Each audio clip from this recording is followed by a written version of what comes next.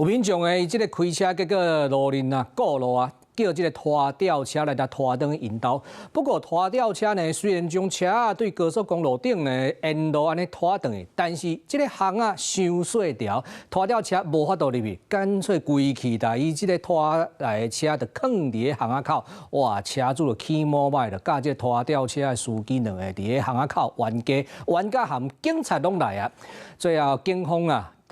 大家稍稍的就讲，哎呀，安尼冤家就无法度解决问题啊。最后是大家做伙慢慢啊刹车，再将这台车刹入去内底的停车格。5个男生一起把事情解决比较重要啦，不要生这种气。车主徛伫边啊，目头结结，经过警察按打，才总算点头。警察甲民众合作，5个人同时出力。好，警人刹。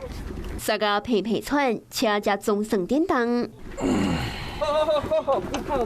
过无一困啊，成功将车送入去车架内底。是讲差一个车太只高工，原来是因为这个姓郑的男子，伊的车进前伫高速公路过路，请求道路支援，真无简单将各种的车拖登个车架，也毋过附近敢若剩一架车位，而且前后拢有叉车。拖吊司机真歹插入去，双方转去冤家。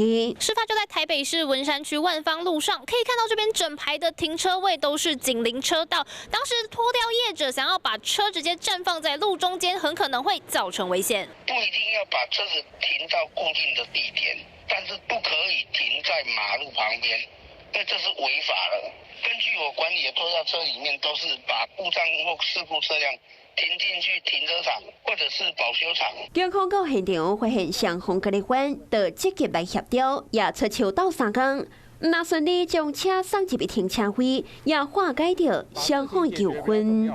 Hello， 我是张新文，想要抢先掌握最及时的新闻资讯吗？赶快订阅、按赞、开启小铃铛，锁定华视新闻 YouTube 频道。